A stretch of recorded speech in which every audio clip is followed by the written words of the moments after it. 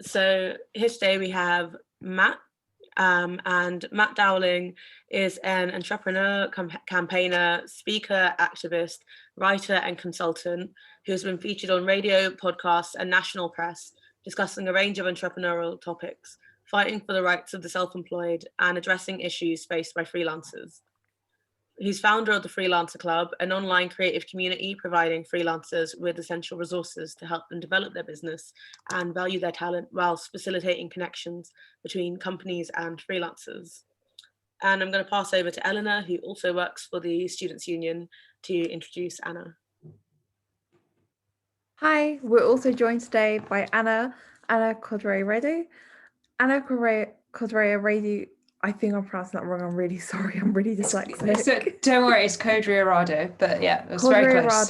I'm very sorry. Don't worry.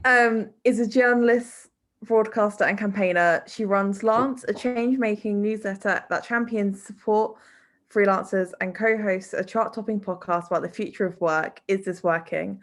Her first book, You're the Business, is a guide to self-employment and is out in March. Amazing. So to start off, we're going to start with quite a broad one. And we're going to ask you, what are some of the benefits to freelancing as a creative?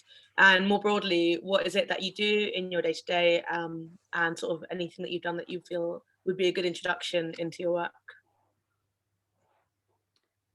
Matt, I'm going to let you go first.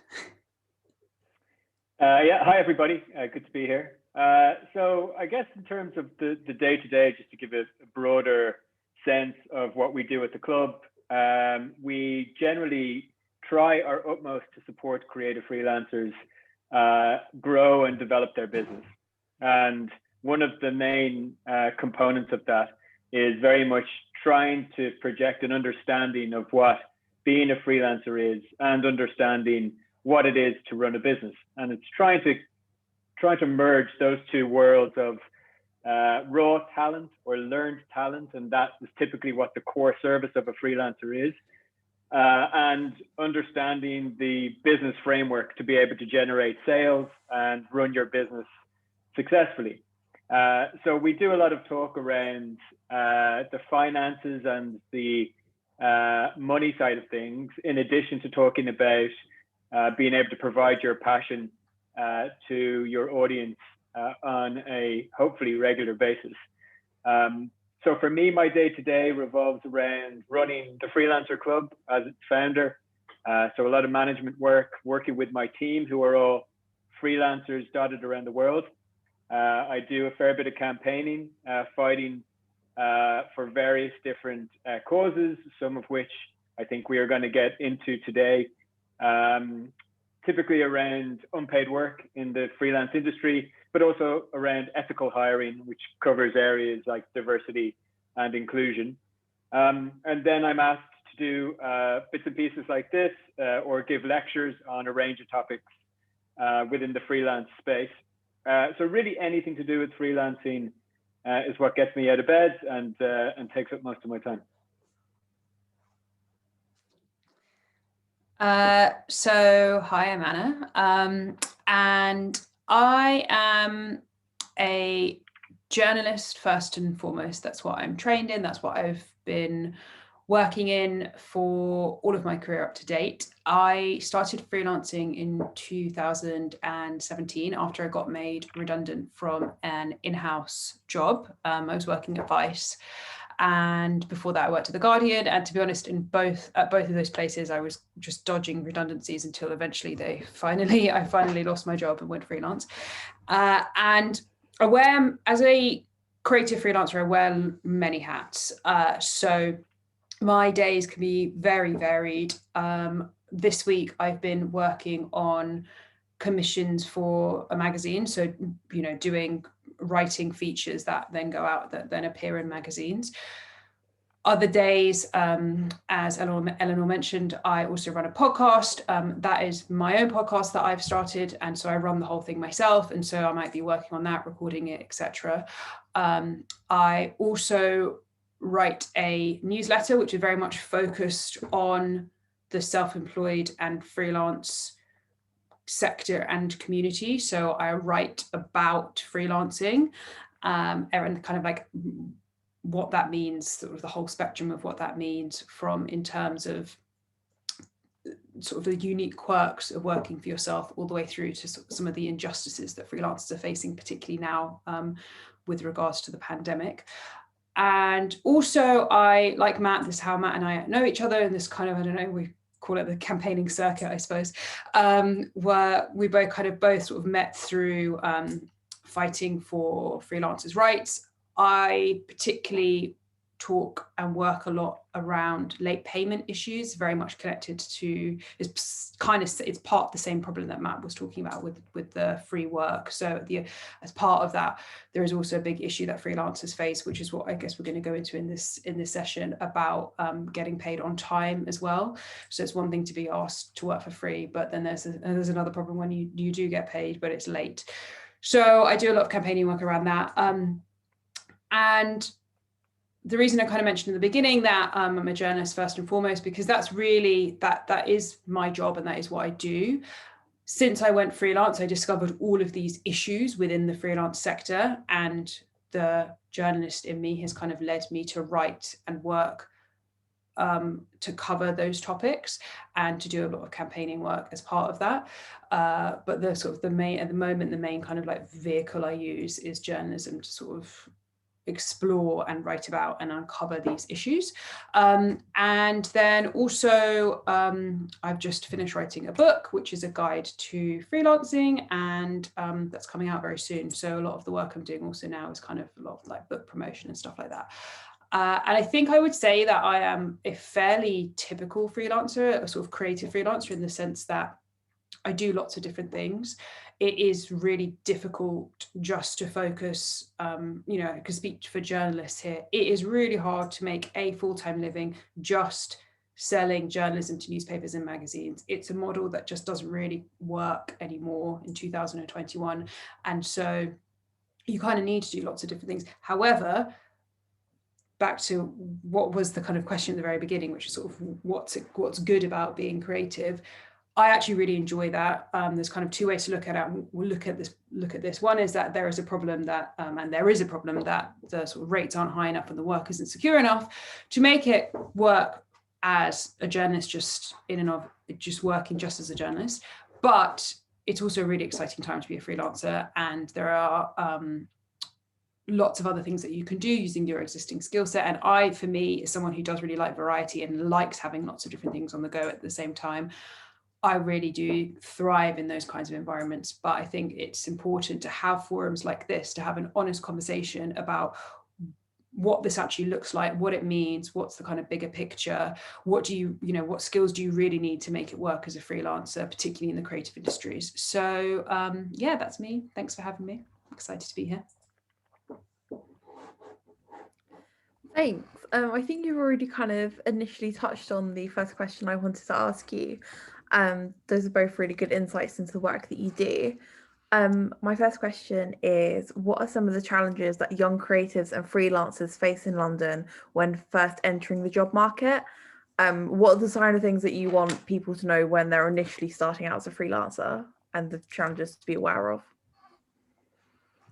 Yeah, I can feel that one. I think the first thing that is important to address is the perception of what freelancing is. And I think most new freelancers or aspiring freelancers have this vision of a highly flexible lifestyle, working a lot of hours, doing that core thing that you love to do. So if you're a writer or a photographer or a graphic designer, that you're going to be doing that all the time.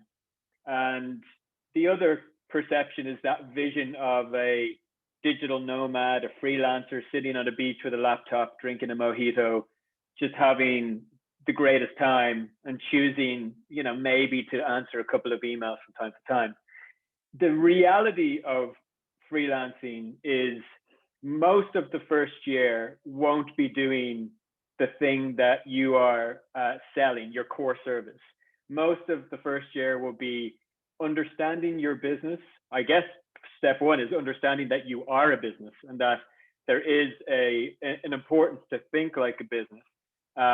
and that you are selling time in essence. You're selling your time and units of time.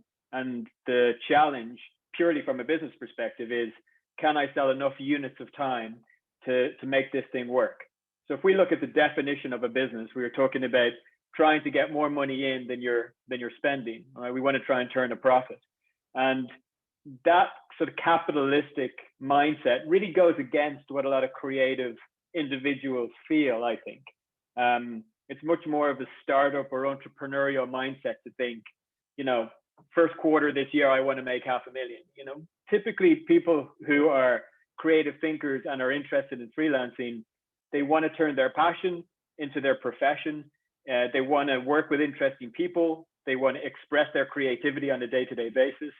And just weighing that up and getting the right balance between those two worlds, I think is probably the hardest first step for a lot of freelancers to take. An acknowledgement that you're not going to be doing what you love all the time, but you will be doing it from time to time. And the objective is to try and get your business to a place where you are doing it more often. And perhaps you could outsource or farm out some of that business work to other people. And those realities are often hard to translate because you probably haven't been taught much about business in your upbringing or in your course. You know, if you take a graphic design course at university, there might be a few modules on being a freelancer or things like this that are fantastic. But typically you are learning how to become a graphic designer. You're improving your skill, you're upping your level so that you can provide that service and somebody will pay you and it has a value. So just getting your head around the idea that you are also trying to run a business and getting comfortable with money, talking about money, negotiating, and the day-to-day stuff that comes with running the business is probably the trickiest but most important early step to take before then moving into an abundance of other aspects like branding, marketing, sales, accounts, tax, all that fun stuff. So really just the acknowledgement, I think, is probably step one. And then putting the plan together. You know, this idea of a business plan scares the life out of most creative people. And I mean, I still do, hate anything to do with forms or formal setups that just, I mean, I'm allergic to filling out forms. So the idea that you would have to formalize something that it comes from a passion, it can feel like it's a conflict of interest. But in my experience, you can make it work. You can still have all of that passion and retain that artistic integrity whilst also acknowledging that there are responsibilities to run and grow a business so you can do more of what you love. Just to kind of build on what Matt was saying, because I think that point that there is this tension between this tension between needing to understand and accept that you are a business, and how that kind of relates to you being a creative. That's very much the case, even though the irony is that actually as a creative, you have all the skills to work out how to be a how to run a business, because creativity inherently is about problem solving. And so you already have that, you know, there are some kind of scary sounding terms like cash flow and working out your taxes and payment on accounts and all these scary sounding terms. But actually running a business at the kind of level that freelancers operating, it's very, very basic stuff that really honestly anyone can learn. And it's really, as Matt's saying, it's about having the mindset and the curiosity to go out and want to learn that stuff, because also there, you know, the information is out there. That wasn't the case a few years ago, but now there is so much good information out there.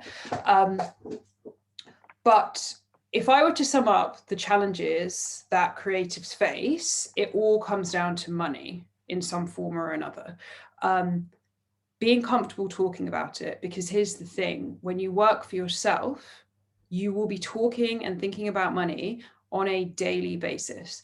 If you work for an employer, maybe you negotiate your salary when you sign your contract, and maybe if you're lucky, you get a salary, you talk about a salary increase or a bonus maybe once a year, but otherwise you just don't discuss money in if you're in a kind of traditional employment situation. When you work for yourself, you are talking and thinking about it on a daily basis, either because you are negotiating your rates, you're setting your prices, you're putting money aside for tax, you're paying your tax bill. It's constant. And so it's really, really important to get comfortable with money, basically, because whether or not we like the fact that we live in a capitalist society, we do, and so we have to, our businesses do have to make money. So you know, there's that. And then again, other money problems, being asked to work for free and being paid in exposure, not getting paid high enough rates, not kind of having, because, you know, there's this idea that you'll get paid kind of like what your value is. The reality is you get paid what you have the bargaining power to negotiate for. Again, going back to the sort of problems of living in a capitalist society. So yeah, if you're lucky enough to not kind of to actually get offered a rate and not to be asked to work for free, which is a problem that does really happen to entry-level freelancers. I did it. I participated in this when I was starting out. I got caught in this problem that I think so many young creatives get stuck in, where they need to build their portfolio, but they don't have the experience, and it just goes round in a circle, because you can't get the work without the experience, and you can't get the experience without the work, and you're stuck in this cycle. And then someone comes along and offers you to do the work, for free, so that you can create a portfolio. That's what I did at the beginning of my career. I highly recommend that people not do that. However, at the same time, unless we see structural change, it's also really hard for there to be there isn't, you know, it's hard to find the alternative. I always recommend, if you are going to do work for free, is there a way for you to do it in your terms? Can it be your blog? Can it be your kind of photography that you've gone out and taken yourself, rather than doing work for free for a company? So anyway, so there's that problem. And then there is, if you are paid, chasing payments, late payments, companies who say they're going to pay you and then never pay you, or, you know, and this is going to continue to happen more as we get kind of further into this recession, companies going bust after you've done the work, so then there is no money for them to pay you. And then we get into the other problems with money, which is around kind of building again on what Matt said, is the managing of your business finances. We're not taught at school how to manage our personal finances. We're not taught what business is. We're definitely not taught how to run our business finances. So there's that aspect of it. And then the other aspect is the kind of like the benefits and the safety net and all of that. So if you are in traditional employment, you at least should be, you know, getting a pension, sick pay, holiday pay, all of that. When you work for yourself, you have to provide all of that for you, because again, you know, this is why what Matt said is so important about, it doesn't matter how small you are, it's so important to understand you are a business. And that means that sometimes you are the employer and sometimes you are the employee. And so when you put your employer hat, your boss hat on, it's your responsibility to say, okay, how am I going to provide myself with holiday pay, sick pay, all of that kind of stuff? How am I going to kind of essentially build this company of one to a standard that when I am putting my employee hat on, I'm really proud to work for. So, but all of the problems, I think, come down to money in one form or another. One kind of like tip I would give, because I realize a lot of what I've been talking about is quite negative. One thing that is a really good first step that I think anyone at any point in their journey when they're freelancing should do is find people that you can practice talking about money with. And what I mean by that is just have someone who you can say, hey, I got asked to do this thing and, you know, they want me to do it for free. What do you think I should do? Or someone who can say, I've been asked to do this piece of work and they've asked me for my rate. What do you think is what is a good rate? Or, you know, even asking people kind of like, what do you get paid for this kind of work, and sort of salary sharing and all of that kind of stuff. You know, it's essentially someone who is your like freelance buddy, who you can start practicing those conversations, because if you can get comfortable talking with your fellow freelancers about money, then it does start to become easier to have those daily money conversations.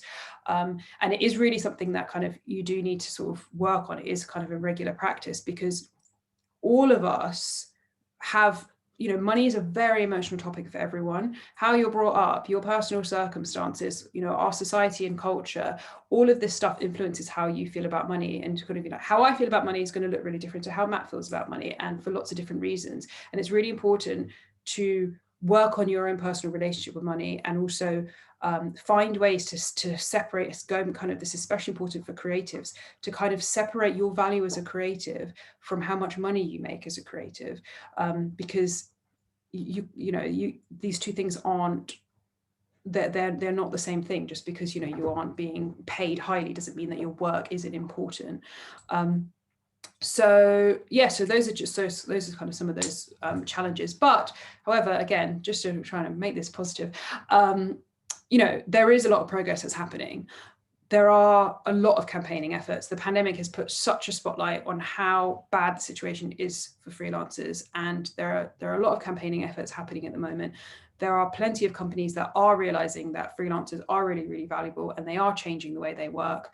And ultimately, as there are more freelancers, and as there are more conversations like this, and, you know, as people kind of take an interest, we reach a critical mass where the companies can no longer kind of like take advantage in the way that they have done in the past. So I do think that there's definitely positive changes, and like we are seeing kind of like steps forward. But it is also really important to be aware of all of this stuff, because one thing that I found is, you know, as I said, I went freelance because I got made redundant. That I did want to go freelance prior to that, but what stopped me was all of these myths that I'd kind of heard about freelancing, about, you know, not being able to get enough work and all of that kind of stuff. And I found in my experience that the things I was worried about didn't actually happen to be true, but then there were a whole host of other problems that no one had been talking about that were a problem, most of which were to do with money.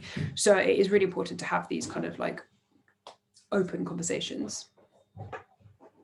Just to jump in on that, if I may, the irony that most freelancers have this rebellious streak and don't want to join the rat race of 9 to 5 and want to do their own thing. You know, you hear a lot of the terms like being your own boss and taking ownership of your career. You know, you're in charge of the destiny of what you do. But I don't think that's put into the right type of context. And this is where the kind of irony that you're going to be far more involved in business and the business of earning money than if you took a job with a company. You know, as Anna really perfectly put it, you get a job in a company and then you just do your job. And somebody else is looking after your accounts. They're even paying your tax. So when you're this creative individual thinking about rebelling against the system and saying, I'm going to do my own thing, you're actually just taking control of a business within the same framework, within that neoliberal capitalist framework that we all have to operate, or certainly, you know, in that perception, but let's not go down that road. And the other thing that I thought was a really interesting point I'd like to pick up on is the separation of personal and business, all bundled up into this idea of valuing oneself. And because freelancers and artists, I think particularly creative freelancers, are so closely tied to the work that they do. You know, there's almost a visceral experience when you produce creative work. If you've ever collaborated on a shoot, or if you've put in weeks of work into an article or to a piece of design, it has a personal connection often. Even the art we produce is almost always driven by a personal experience in our life, or a belief system, or something that you want to say to the world. Suddenly you're getting judged in monetary terms, whether it's good enough or not, in accordance to somebody who is rejecting you or offering you a job. And that is no barometer to judge your artistic value.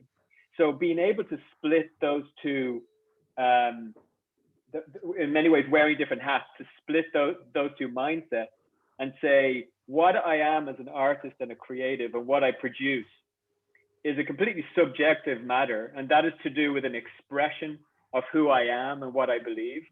And in some cases, it overlaps into the world of business, and in others, it doesn't. But importantly, one must try not to be overly affected or impacted by rejection, because it is just so commonplace in freelancing.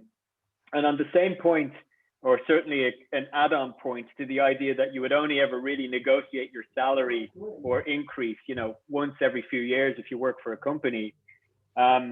This idea that when you run your own business, you're going to be judged on how much money you make or what you're able to earn is really where the kind of crux of not just today's conversation, but I think really at the heartbeat of what it is to be a freelancer. Trying to understand that you are valuable no matter what this framework tells you. And where is your line when it comes to creative integrity and an ability to overlap that into a capitalistic framework? So when I give a lecture on this, I often call it money jobs and dream jobs. And a money job is often something that you're not overly passionate about, but the market demands it. You're going to get paid for it, and it'll help you build your business in terms of paying rent or moving forward with the company in the traditional sense. And then dream jobs would be jobs you're really passionate about. You love the company, you love the brand, or maybe it's a project that you're doing by yourself. And there's a separation there. And often, particularly in the early stages of freelancing, you do need to do some of the money jobs to be able to make the business work. So as soon as you can wrap your head around those concepts as a freelancer, and particularly as a creative freelancer, I think that makes a world of difference, because everybody will have their own individual line that they will and won't cross. And they'll also have their own objectives and goals as to how much money they want to make as a freelancer. Thank you for that. That was really great insight from both of you on that. To sort of go back a bit to something that Anna mentioned, and that I'm sure is something that's very present for all of us at this moment in time, is how have these issues been impacted by the pandemic that's ongoing? And while this is more of a negative question in some senses, is there anything positive as well that might have come out of all the impacts of it that are currently going on? I think, a really big impact with the pandemic is that, so I think everyone kind of knows by this point that there've been quite a lot of people who've been excluded from the government support that's available. So it's an estimated, I think 3 million taxpayers have been excluded from government support. The majority of those people are self-employed, or to put it actually more precisely, is they work outside of traditional employment structures. So they're either on 0 hours contracts, or, to not kind of like get into the weeds too much of this, but there are some freelancers out there who are known as PAYE freelancers, because they pay their tax like an employee does. So they have their tax taken out of their paycheck, but they are not considered employees. So they don't have those same employment rights. And so they have fallen between the cracks because they didn't qualify for the self-employed income support, and they also didn't qualify for the furlough scheme either. And it's kind of really exposed how there are lots of problems with our entire workforce, because we have about, so the self-employed sector makes up roughly 15% of the total workforce. That number has somewhat changed as a result of the pandemic, but that's the easiest sort of number to think about it as. And what's happened with the number of people who've been excluded is it's shown us how there's a problem overall with the way we kind of employ people and the way we think about employment and the rights we give people, and how you can have a certain tax status, but that doesn't necessarily relate to what employment rights you have. And you can have two different people who are doing ostensibly the same job, but they are structured in different ways. They are paying different amounts of tax. The government is collecting different amounts of tax, depending on whether or not they have an employer. And they have different employment rights, but the actual work they're doing, what they're actually contributing to society, is the same. And so this has exposed this problem, and this problem has been here for a long time before the pandemic. And so hopefully the pandemic whilst right now the situation is really bad, and we have people who have been excluded and who we don't know yet if they will get any money, it has meant that lobby groups, pressure groups, MPs are taking up this cause and really, really pushing it. So hopefully we may see, today I feel optimistic, I don't know why, maybe long term we'll kind of see changes. However, on the negative side, the thing you need to kind of understand is different sectors are more reliant on freelancers than others. A really good example is the performing arts and theatre, where something like, I don't have the exact figure, I want to say, because I was looking at this the other day, it's something like 70% of theatre workers are self-employed.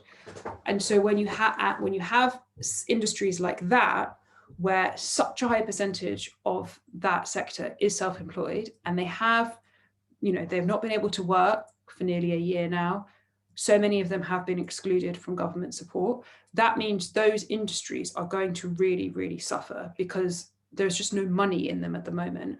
And not to mention the workers themselves are being forced into poverty, there's growing inequality, all of these things are happening. So I think it's really important to kind of understand which sectors have been impacted the most.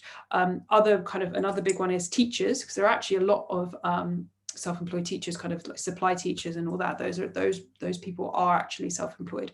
So you have these kind of knock-on effects. If the majority of our theatre workers aren't able to work, that means that what's going to happen to the performing arts in the UK? What's going to happen to the education sector if such a large proportion of its workforce has been so negatively impacted by the pandemic? And unfortunately, we haven't. I don't have a crystal ball. I wish I did. And so we really don't know what's going to happen. We're kind of waiting, like a really key date is the 3rd of March for the Chancellor's budget, when he's going to sort of announce his plans, if he's going to raise taxes, what he's going to do about these gaps in the support. All of that stuff is expected to kind of happen on March 3rd in the budget. All the predictions are pointing to the fact that taxes are going to be raised. I think realistically, I think a trend we are going to see is that probably more young people who maybe would have otherwise gone into freelancing are potentially going to go into employment because of the furlough scheme. So if you kind of, like, a really interesting thing, obviously the pandemic is kind of unfolding right now, but it's actually very interesting to sort of look at what's happening in terms of like the economic recession that we're sort of facing, and compare it to the 2008 financial crisis, which also, by the way, I graduated in the middle of that. I turned out fine. So to people who are kind of worried about sort of graduating in the middle of a really bad situation, it does kind of work out. But what happened then is there wasn't job protection, and there was a huge, people lost their jobs, and that's actually when we started seeing the big increase in freelancing, because self-employment has been on the rise pretty much since the last financial recession, when people lost their jobs and were sort of kind of forced into self-employment. And that's when we started seeing the rise of the gig economy. This time around, because we've had the furlough scheme, employment has somewhat been protected. And so we're not kind of seeing that same trend. Unfortunately, what we're seeing is freelancers just being pushed into unemployment. But it may make people think about taking a job, because it potentially feels a bit more secure, although nothing feels very secure at the moment. So that is a bit doom and gloom, but unfortunately the reality is we are in a really bad situation right now, and we're still very much in the middle of it. I think it's really important just to, that's kind of why it is important that for anyone who is thinking about, what is my career in the arts and the kind of like the creative industry is going to look like, is really, really important to just really kind of get clued up on exactly what's happening. I know that when I graduated, I wasn't paying attention. I knew there was a financial, that there was this kind of like this financial recession happening around me, but I wasn't really paying attention. I wasn't fully understanding how it was going to impact me, beyond the fact that I could see that there were huge cuts being made to graduate schemes, because the traditional route into journalism, when I sort of decided I wanted to be a journalism because I went to university before the crash happened, the route was you go and you take a graduate scheme, but the crash happened right in the middle of my course, and then the newspapers all cut those schemes. And so I understood that, that route wasn't really available to me. But it is really kind of important to sort of pay attention to what's happening, because there are some really bad things happening, but then there are also industries that are really thriving right now. And there are, in every crisis, there are always people who kind of do thrive. And, there is entrepreneurialism, there is innovation, there is disruption out of every crisis. Like, all sorts of kind of opportunities do pop up. So it's really important to kind of keep an eye on things and sort of like learn about what's actually happening. However, it's just also really important to be realistic that it's going to be hard for a number of years. Just to put a slightly different slant on that, right? A lot of work that we've been doing for the past, say, 2-3 years as part of the Freelancer Club is to try and convince bigger companies to use freelancers. So we're talking to corporates, we're talking to established businesses who have HR departments, who have big hiring and recruitment firms that they use, and they're a little bit slow to adapt to what is the inevitable shift in the way the world is working. So freelancers provide incredible flexibility to companies. If you need to get a job done, you can bring somebody in for half a day, they can do it, and you don't have to tie them up into a contract. Okay, so there's a good understanding of what a freelancer is, largely speaking, but there is also a reluctance, and has been a reluctance, for companies to try and embrace that freelance component into their hiring process and into their teams and their workforces moving forward. Now, what I think we're going to see, and we're already starting to see, is the knock-on effect of everybody, in essence, having to work like a freelancer over the past year.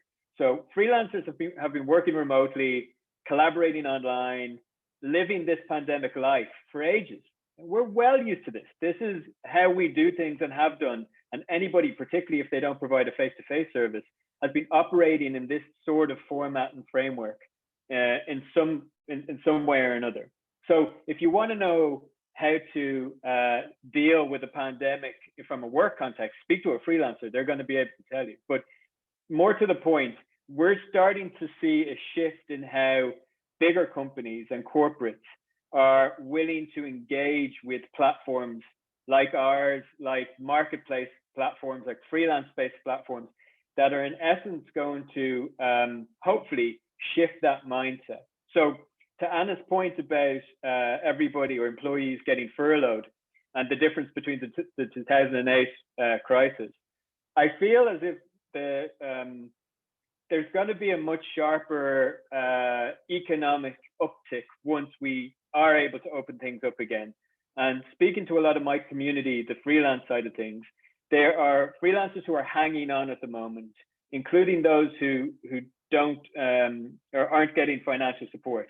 So in some cases, unfortunately, many can't survive. In others, freelancers are saying, I'm just going to hang on and wait for this moment when everything opens up and a rush of work is going to come in.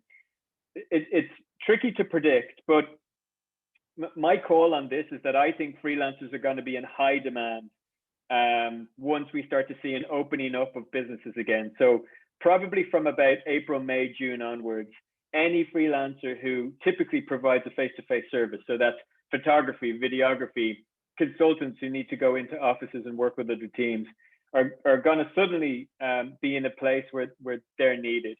And moreover, I feel that companies who are now starting to embrace that hybrid workforce, so they're going to be looking at half their team working from home, half in an office, or some sort of version of that, are also now starting to step into that freelance mindset that is going to be, I think, much more advantageous to those freelancers who are still around.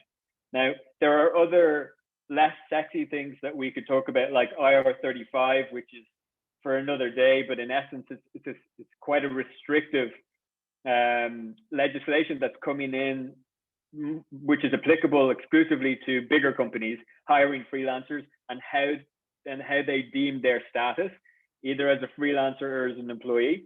But the gut feeling I have is that we're going to see a much more advantageous demand in the market for freelancers from the second, third, and fourth quarters of this year.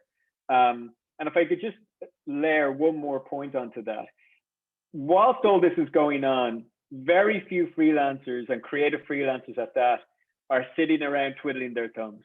Most have instantly, when the first wave came in and the first lockdown started, and overnight, a whole bunch of our members lost all of their clients, they started to adapt and think about how they could generate income in other ways that were pandemic proof.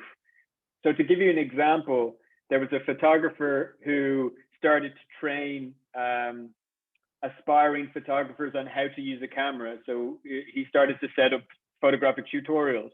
A makeup artist started to do videos on Instagram that generated a lot of engagement. And then she started to translate that into setting up her own brand, where she was making makeup and selling it as a product. And she pivoted from being a makeup artist into being a makeup artist with a brand. And, you know, in our DNA as freelancers, we are entrepreneurial. You know, you will find that when you start freelancing, you're constantly having to battle creative challenges. And this is a big one. But I think at most people's mindset is that they can meet those challenges and come up with creative solutions for them. So I think we're going to see a really positive uptake in a few months when that kicks in. And I think those who are still in the game, who have adapted their business, will find they have a second string to their bow that they didn't this time last year. And that could mean a secondary income stream, a passive income stream that is happening behind the scenes while they're going back out there. But I absolutely do empathize with those who haven't been able to hang on to their freelance businesses because of the lack of financial support. Along with Anna, we were really, really vocal about this. And I know there's some amazing campaigners doing work on the excluded issue. So there's hopefully light at the end of the tunnel. And I think, although sectors, as Anna mentioned, are going to be really ravaged, you know, life finds a way. And I think creativity finds a way. And that adaptation of where we are, I'm optimistic to think is going to leave a lot of freelancers in a better place, and hopefully open up new sectors that didn't exist this time last year. And so that's what I want to hang my hat on. I do believe that we're going to see a huge amount of innovation in these areas that are going to help support businesses and subsequently get freelancers paid. Amazing, thank you. That was really, really informative, and actually a lot that I hadn't really thought about before. So thank you for that. I just wanted to kind of touch on some that you've kind of alluded to both. Kind of being an employee myself at the moment, I'm an employee. I have like a boss or like trustee boards and stuff. And I have a union that helps me do negotiations, like address like workplace conditions, like things like that. So I was wondering, like, as a freelancer, it's quite stereotypically quite an isolated job, but how do you take collective action as like as kind of a body of individuals and businesses? Like, you've both done campaigning work, so I was wondering if you could talk a little bit about that. This is a really good and important question, quite a big one as well. So I think first of all, it's important to say that there are unions that represent freelancers, or you can be a member of a union, particularly in, you know, the creative industries. They do have quite, you know, strong union representation. There is somewhat of a kind of difficulty for the unions, because unions historically, they were set up to represent workers in a workplace. So there was one workplace, there is one employer, there is a body of workers in that workplace. And so the union comes in and represents them. that's not really the case for freelancers. They are their own, you know, they're working in different places. Every freelancer has a different understanding of, you know, what it even means to be a freelancer, and they work in different ways. They have different clients. There is, you know, it's a really very diverse group. The kind of, and this is to kind of to bring this back also to what's been happening in the pandemic. A lot of the problems with how we've ended up with so many excluded workers is that the government has a very skewed perception of what the freelance economy looks like. There's this kind of idea that you have at the one end very low paid 0 hours workers in the gig economy, and then at the other end you're very, you know, extremely well paid IT consultants who are making, you know, over £250,000, who are incorporated as limited companies and who are doing very well for themselves, when actually there's so many more shades to what the freelancers look like. And so it can be really hard to speak with a collective voice, because, and this is something I've been writing about this issue recently, and it's something that, you know, even as someone who I do understand that, and yet whenever I talk about freelancers, I do think of it through what my lens of freelancing looks like, which is really different to what a Deliveroo driver's lens looks like, or the IT consultant, or, you know, everyone kind of in between. And so it can be really, really hard to speak with a collective voice. However, unions are realizing that this is kind of the trend, and that there are more self-employed people, and so some of the unions are doing a much better job than others, but they are making active steps to really prioritize looking after the freelancers in their workforces. You also have grassroots campaigns as well, freelancers kind of just like banding together. Again, this has been really shown in the pandemic. The freelancers who've been affected by the exclusions to government support, they have formed their own groups. So you've got Excluded UK, that's sort of like this kind of umbrella alliance, but really the kind of the real action is happening in the individual groups. You've got Forgotten PAYE, which is sort of the 0 hours workers, Forgotten Limited, which is the limited company directors. There's a theatre group looking kind of like, you know, sector specific groups, like there's one called like Freelancers Make Theatre Work. Anyway, there are lots of these sort of like smaller groups. There are also a new kind of like wave of unions sort of popping up that are very much geared towards the sort of thinking like freelance first. There's one that represents content creators, sort of YouTubers and people who kind of work in that sort of digital content creation space. There are some really big sort of freelance unions in America that kind of have their sights set on being like global unions, and also, you know, what kind of happens in the labor movement in the US, sort of people in the UK kind of also are looking to that. So there are kind of these kind of like efforts to figure out this issue of how do you take collective action, but like, you know, a lot of it is happening at that kind of grassroots level. You do also have the other thing I think is important to mention is you also have professional bodies. So there's IPSE, which is the Association of the Independent Professionals and the Self-Employed. It's shortened to IPSE, IPSE. That is a trade body, so you pay an annual membership, and they kind of lobby government, but they also provide various kind of like legal and professional and business services to you. So you have these sort of like trade bodies as well. So there are lots of different ways that you can kind of take collective action.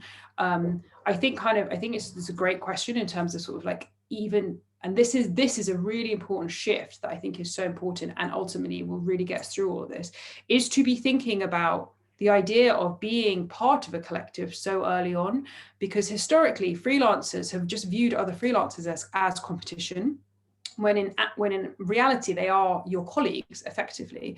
And forming groups, they don't even have to be campaigning groups, they can just be sort of like ad hoc, you know, co-working groups. That, you know, that's what I used to do back when you could meet in coffee shops. I've got a couple of other freelancers that I meet up with on a regular basis. We just get together in a coffee shop that we know is sort of co-working friendly. We just get our laptops out, we just work together.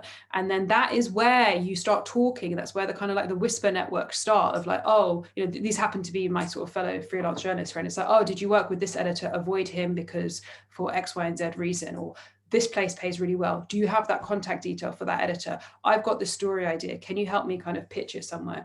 So, you know, even if you're not necessarily kind of like thinking big about like how we're going to sort of like dismantle the patriarchy and sort of like tackle all the problems with neoliberal like capitalist society, at least you can kind of like help improve each other's sort of personal situations a bit.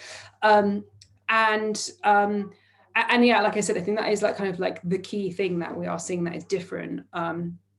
Is freelancers actually wanting to work with each other. And this, again, this predates the pandemic. There are so many online groups. There's this great Slack group called Leapers. I think the website is leapers.co. It's run by this guy called Matthew Knight, and his kind of like big thing is the mental health of freelancers. It's a Slack group with about, I don't know, 2,000 freelancers in it from all different disciplines.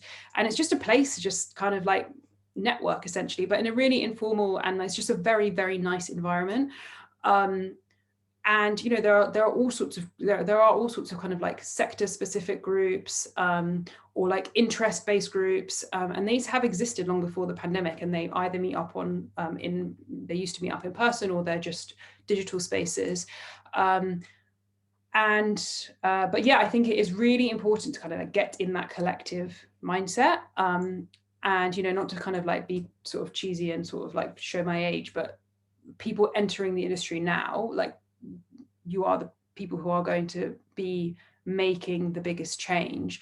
And it's really great to kind of be thinking in that kind of collective way from the very beginning. I did not, you know, I'm spent so much of my time campaigning now and thinking about like, you know, the freelance community as a whole.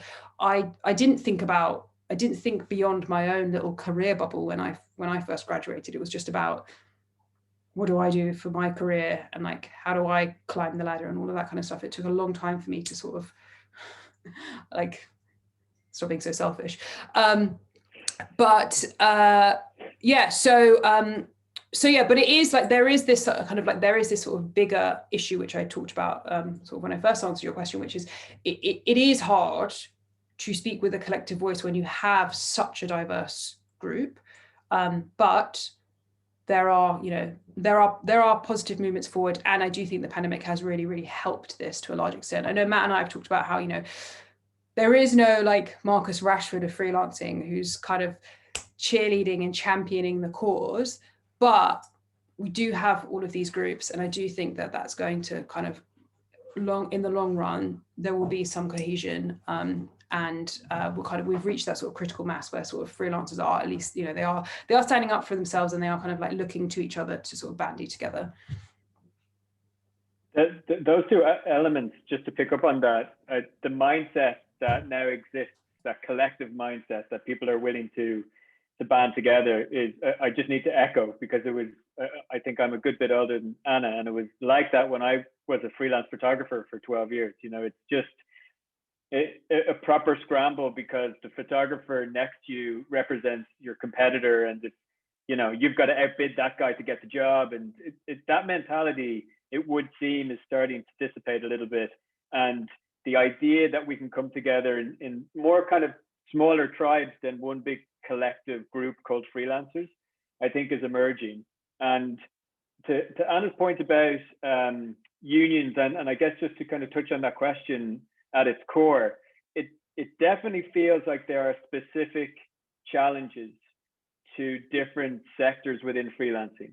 You know, what an illustrator goes through will have very specific industry-based challenges that a photographer will never understand or never need to address. And then there are collective issues.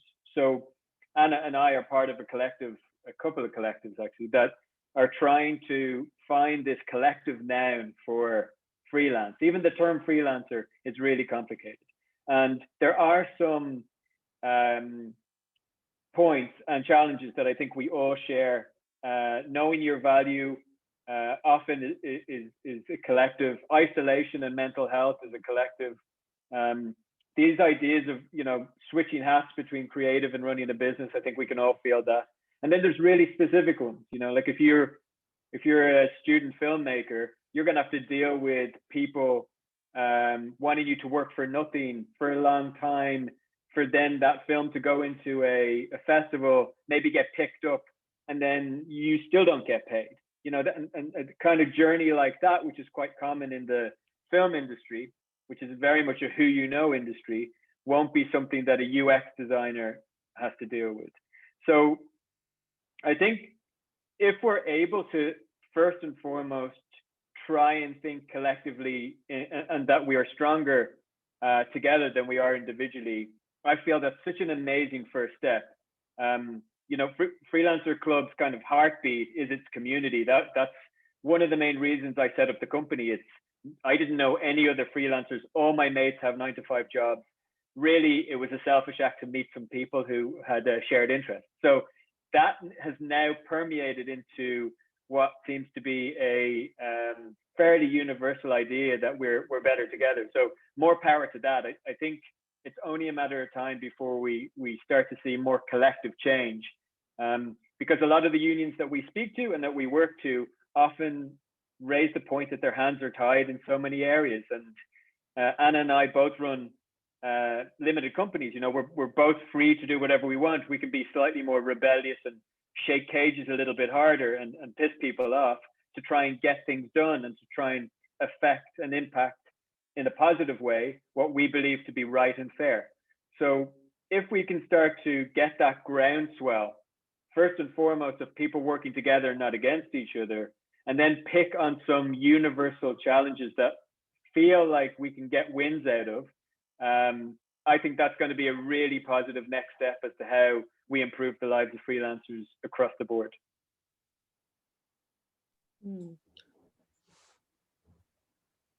Thank you for that. That's a really positive one to go to after talking about a lot of the issues and everything.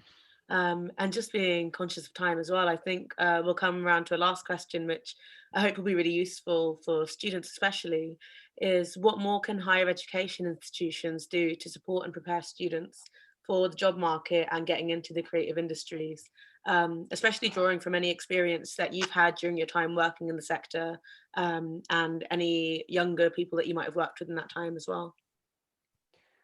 They need to hire people like me and Matt to do courses on the business of freelancing. So I did a hideously expensive master's degree in journalism in the States. And did they talk about how you pitch magazines? No. Did they talk about, you know, how you run a freelance business? Not at all. When, you know, journalism, like theatre, is one of these industries where you will probably freelance at some point in your life. In fact, you know, it used to be the case that you sort of work up towards kind of like closing out your career as a freelancer because it's so glamorous to, you know, be working for yourself as a kind of like writer, author, sort of like just publishing articles when you feel like it, and presumably not having any problem with getting paid. But no, kind of like to bring it back, I know that there are some universities that are a lot more progressive, and they are doing this. They are kind of including either guest lectures or even entire modules about the business of freelancing or the business of being a creative. But there is so much more scope for that. That needs to kind of be front and center of any course that talks about creative work, because all the creative industries are disproportionately staffed by self-employed workers. So that just needs to be a reality. There is a bigger problem at play, which is that our current kind of education system is all very much based on league tables. And you know, you look, the schools' league tables are based on their exam results and their university, the number of university placements, and then the university results are based on where the graduates end up. And so much weight is put on jobs in terms of kind of employed jobs. So everything is skewed towards wanting to get students into what I call traditional employment. There is no freelancing booth at the careers fair, or at least there wasn't when I was at school or at university. It's just kind of like the main companies are coming and talking to you, and there is no kind of education on the business side of things. And I think that it's such a missed opportunity, because there can be, it doesn't have to be boring and stuffy. As I said previously, if you are a creative, you have the innate and very, very desirable skill of problem solving, and of coming up with creative solutions to problems.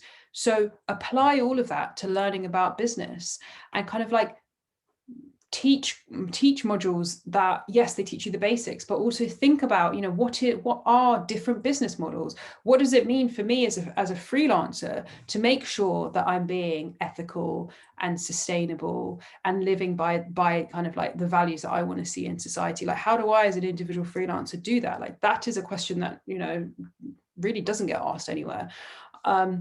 So I think that's the key area for me that universities kind of really need to be working more on. And it's not, I know that I have been asked to go and do kind of like guest lectures on like the business of freelancing. So I know that change is happening. And of course, universities are always behind. It takes them a while to catch up with, trends in the business sector. So that's fine. But I think that's really the key thing. And going back to what I said at the very beginning about, being comfortable talking about money, that can happen in an education sector. Education is supposed to be a place where you can experiment, where things are safe, and where you can try things out. A big part of that should be breaking down taboo subjects, and money is one of them. So I think that's kind of like another area that universities could really, really, really step up to. Just on the university tip, so we do a fair bit of work with different unis, and we've been working with one uni for a couple of years, providing freelance programs, that the type of thing that we're talking about. And for ages, it felt very much like it was a box ticking exercise. So how that whole program came about was the uni was, and other investors, by the way, so often big banks, were pumping a ton of money into like startup and entrepreneurial programs, because there's a very clear sort of media narrative to paint the picture of a unicorn startup, or for students to become the next Zuckerberg or Elon Musk or somebody, right? So that's a really easy one. And touching on Anna's Marcus Rashford point, we don't really have the same clear path in the freelance world. And moreover, the freelance pursuit is rarely one that is so money orientated. Whereas the startup pursuit, this idea of incubators and nurturing talent to try and, with the objective to try and make as much money as possible, in brackets, save the world, but also, make sure your investors are coming up trumps, and everybody's looking for the next Instagram or next Twitter or whatever it is that you're pitching your tent on. Whereas freelancers is a much more complicated journey when put in that framework. So what we discovered was that a lot of universities were getting complaints by students saying, look, this startup course is all right, but I'm a graphic designer or I'm an illustrator, and I don't care about raising money and investment, or I don't care about a lot of the kind of high level business chat and jargon that you guys are talking about, from sort of pitch decks to getting capital. It's a totally different journey. And because of the pressure that students put on the universities, they typically come to people like Anna and myself and say, can you come in and deliver a freelance track that sits alongside of our startup or entrepreneurial program? So that's typically how I found myself get into universities. But there has been some really, really exciting and positive news, which is based on the graduate outcome survey data. A lot of the workshops that we've been delivering are showing a huge jump in the number of students registered as professional freelancers. And that's now equivalent to an individual getting a grad job in terms of how the university league tables work. So when I got this news, which came a couple of months ago, I couldn't believe how positive that is, not just for the universities now being able to leverage this idea that freelancing is useful for their league tables. So that's a big tick for us. That means that we have entered the framework that they exist in, and that we're proving that we can be valuable in their terms. But actually, it's also bringing this amazing mind shift, in essence, to say freelancers have a value. Now, I don't care if we've had to do that through their league tables, and I don't really care if we've had to play their game in terms of the neoliberal framework. What that does is it gives us a stepping stone in their language, i.e. dollars and cents, that freelancers have a value. And with that, I think we can start to build on the idea that freelancers have an enormous value, both economically and creatively, in both a post-Brexit but global environment and workforce, that we can start to sit at the table with everybody else, have a voice, and show that we're able to contribute a huge amount to the arts, to creativity, and to the economy simultaneously. So it's amazing news to hear that this particular university is now seeing the fruits of its labor come to pass. And I hope what that does is, within this same framework, force and pressure other universities to see how this can be quite a lucrative way for them to climb up the league table, and for us, knowing that, you know, our ambition is much greater than that, start to give core value to what it is to be a freelancer. So that's a huge, for me, it's a huge step change in what the future looks like in terms of freelancers and how freelancers are perceived. Amazing, thank you. That's a really lovely positive note to kind of end this section on. That's all the questions that we have from Art Students Union. I was wondering if any of the audience participants had any questions that they would like to ask the panelists. Oh, we have one already. From Deborah. How do you find new projects or work, whether money jobs or dream jobs? Do you want me to jump in, Anna? Yeah, go for it. So yeah, quite a big question in terms of where you find jobs. There's the stats we have now are kind of somewhere between job site platforms, and that can be anything from a marketplace to a jobs board to whatever, right through to sort of social media. And then you have another part of the pie, which is networking, you know, referrals, contacts, outbound marketing, blah, blah, blah. But in terms of more specifically, the question about dream job versus money job, it's kind of specific and based on your own personal circumstance.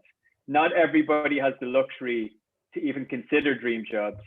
If you're in a financial space where you need to generate as much money as possible just to pay your rent and get by, well, then your choices become a lot more limited. So when I started freelancing, to give you an anecdote, I stumbled into freelancing without any plan at all. I didn't realize I was freelancing until about 6 months in, when I was like, okay, this is it now. I have a camera and people are asking me to do jobs. I was just saying yes to everything. Now, if you're in a position where you don't have to do that, that's a privileged position that you're able to impose your values and say, okay, I'm not going to do that because I want to focus up on one particular area, a niche, or an area of interest, or whatever the motivation is. It doesn't really matter. So I think in terms of finding them, they'll appear on various different sites. So we have a jobs board, for instance, on the site, and we have a combination of jobs that if I was a photographer, I would, still working today, I would look at that and say, okay, maybe half of them look really interesting and I enjoy doing, and another half I'm purely going to do because I need the cash. So I think in terms of finding where they're at, it's the same question as saying, where do I find any freelance jobs? In terms of breaking down how many money jobs versus how many dream jobs you can take, I think it's a personal pursuit based on your requirements and where your line is. Yeah, I would just quickly add to that it's from a very kind of like, just to answer the question incredibly practically, it somewhat depends on your industry, but by and large, the rule of thumb with finding work is that the two main ways you find it are through networking, and then also some form of marketing. And that can quite literally mean going on social media and let's say you're a photographer and creating an Instagram account where you promote your photos, and then that kind of becomes your shop window. When we sort of talk about things like marketing, that's when it's like, oh god, these business terms are coming in, and personal brand, and oh my god, this starts to kind of feel difficult. But really, all marketing is just, I like to think of it as a shop window essentially, and it's just a way that you are promoting your service, and some things kind of like connect really well. So certain sort of social media platforms connect really well with certain industries. So anything visual goes really, really well with Instagram. There are so many freelancers I know whose entire businesses are based off of Instagram. There is a self-employed single mum who makes these jumpers that she sort of hand stitches, like personalized messages on them, and she just every time she makes a jumper, she takes a photo, puts on Instagram, and that just kind of like that creates that word of mouth. I bought a jumper from her. I have absolutely no connection to this person. I just discovered the Instagram account just because it kind of like got shared into my newsfeed. The same with the person who does my nails. Again, takes photos every time. Every time she does a manicure, she takes a photo and posts it on her Instagram, and she kind of like built up a following. For someone like me who's a writer, Twitter is kind of like where all the journalists hang out, and that's where you see editors very often will post, I'm looking for a freelancer to write this piece about so and so, here's my email address. So that's kind of like that's one way. And also networking is such an important part of being a freelancer and finding work, because it's through your network. When I mentioned earlier about even and when I say networking, it's also important not just to network with the people who are going to hire you, but also network with your other freelancers. So when I mentioned about having a sort of collective of freelancers, those are people who can tell you, oh, so-and-so company is hiring this type of freelancer, or this person needs this kind of this project done. So those are those kind of like two broad important things to focus on: networking and marketing, which for most creative freelancers is social media.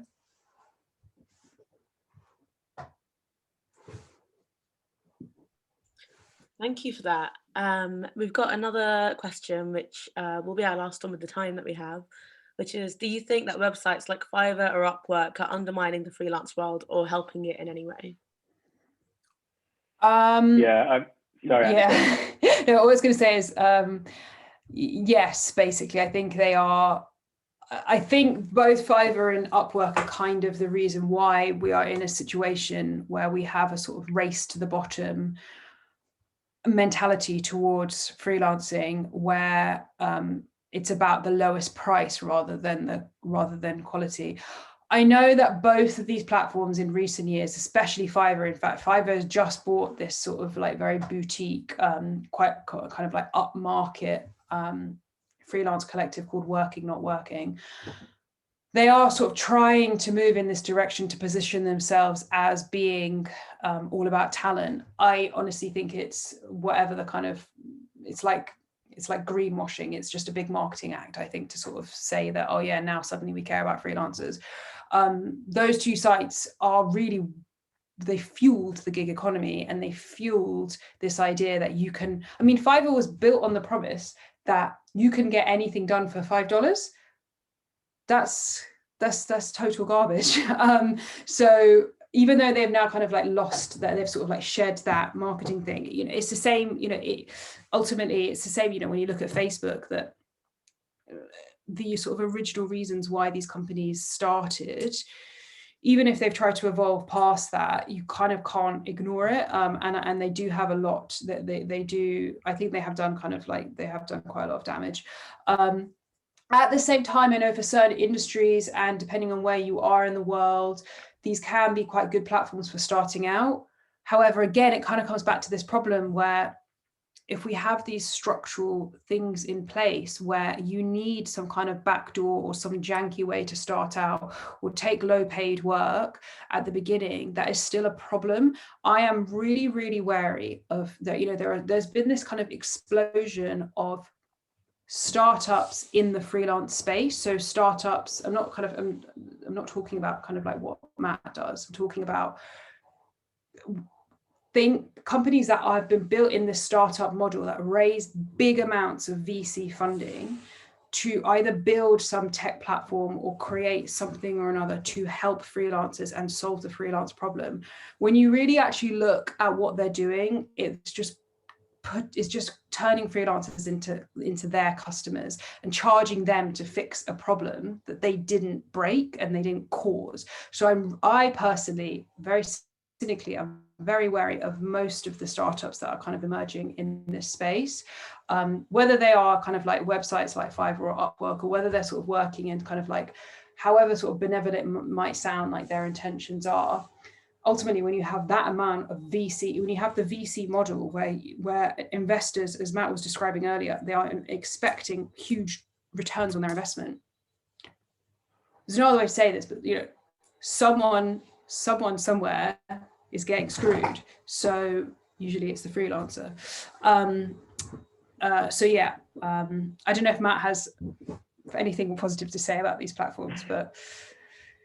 Yeah, I do a lot of work around this actually, and have recently written a paper on ethical hiring that taps into this idea of a emerged task culture that I think has been born out of a lot of these sites. So I'll touch on that in a second. I think going to Anna's point about the return on investment for VCs, most of the companies and the founders of these platforms don't come from a freelancing background. So most of them are coming from either a kind of sales, startup, or very entrepreneurial background, touching on what we were speaking about earlier, with the sole objective of satisfying their investors. So it's not about building the community, ethical practices, changing and valuing the way freelancers are viewed and think about themselves. Exactly as Anna said in regards to Fiverr, you've done 4 years at university to become a graphic designer. You've probably done a year's unpaid internship at some shortage-based company. You're finally out into the real world, having spent about 80 grand on your education and London rent. And then they ask you to deliver a logo for $5. I mean, it's disgusting. So you have this kind of false pretense, which is the cladding of their companies, and then the inner workings that work in the way every other corporate works. So we could spend another 2 hours talking about that. I'm interested in talking about a couple of the practical things that I've noticed on these sites that I'd like to raise that's really relevant to our talk today, and then also tie it into this idea of a task culture. So first of all, the practical things. If you see, like freelancer.com does this, if you see the option when you post a job, to post a job or post a competition, what that is doing is in essence encouraging this free work narrative, but packaged up in a way that it thinks it's going to benefit you. So you're entering a competition, 100 people enter and one person gets the job. 99 people have done the work for nothing. It's like the pitch culture that exists in a lot of creative agencies. And freelancers quite simply cannot afford to live like that. If you had to pitch for every job you did by creating bespoke content that may or may not result in the job, 1 in 100 times you got the job, you could not run a business like that. It's insulting to think that exists. The other thing which is related is this idea of task culture. But when I talk about task culture, I mean it's a really impersonable relationship between the freelancer and the client. And sites like Fiverr, Upwork, people per hour, freelancer.com, Guru, who have also, I think, merged with Upwork. They all create, in my opinion, too much of a inhuman experience whereby somebody needs something done and they know that there's somebody at the end of that website that's going to be able to do it for them at the lowest possible price. So it doesn't take into account so many factors, not least the idea that there is a person behind the portfolio, that there's an individual who, on an ethical side, needs to be recognized, has mouths to feed. And then on a professional side, is so much more valuable than just someone who's going to fix up your logo or do some data entry. They can most likely bring a huge amount of business value, monetary value to your company that you will discover if you start to engage with them and work with them and include them into your company culture. And if ever you've gone into a startup and you see some person sitting on the crappy desk with the laptop tapping away, that's the freelancers that they've hired and nobody's talking to them. So for me, I want to start to create a whole nother narrative around how freelancers are treated in terms of inclusion, in terms of diversity, in terms of involvement in the company, and prove to companies and businesses that if you do this and if you practice ethical hiring, you're going to both benefit from the experience, but also benefit from your bottom line in terms of dollars and cents. So that is something that these marketplace platforms like Fiverr and Upwork haven't yet recognized, and they're continuing to perpetuate this. One of the leading voices in the freelance industry I spoke to recently mentioned that it's less than 8% on most of these platforms ever get any work, let alone are able to finance or run their business from it. So if you join Fiverr, you're most likely not going to pick up work from it. If you do pick up work, don't forget, if it's remote work, you're competing globally. And that's a whole other conversation, this idea of the global gig economy, and something I think we're all going to have to face pretty soon as technology starts to make it more and more seamless to be able to connect and hire people from different parts of the world. So probably for another day to have that conversation. But yeah, in summary, I can see some value in terms of it being another platform for freelancers to get work. But I think in the grander scheme of things, I think it's creating a culture that is keeping freelancers down, and it's keeping freelancers undermining their own value, which is this almost like perverse double-edged sword where a company thinks you're worth pennies or a fiver, and you think you're worth a fiver. And we really need to get over both of those perceptions if we're going to raise freelancers up. So that for me would be like a really critical point that all universities could help with, starting with lecturers, stopping telling their students that they worked for free when they were freelancers and that it's a rite of passage and you have to do it yourself. You don't. If you value yourself, you will be valued. And I think if we can all get on board with that message, well, then we'll almost definitely see a better culture that permeates from it. But yeah, I would use those sites knowing what you're getting into when you sign up.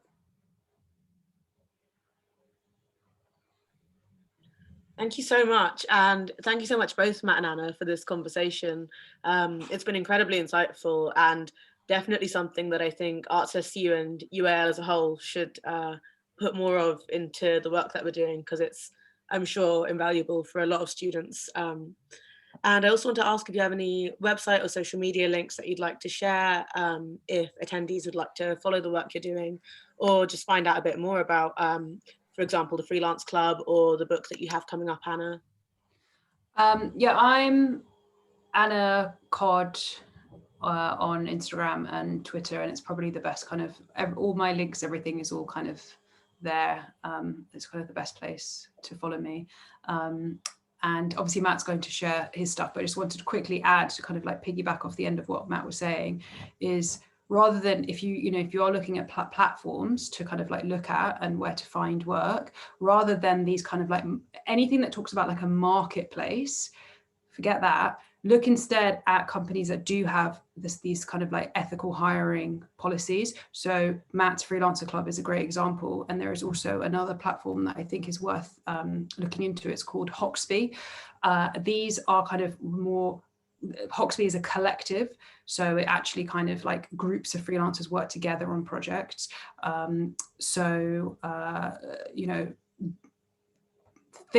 Look at places that have actually been created by freelancers themselves rather than these big global freelance marketplaces. But yeah, Anna Cod on socials. Also, I do retweet loads of journalism jobs, particularly like freelance journalism gigs. So follow me for that as well.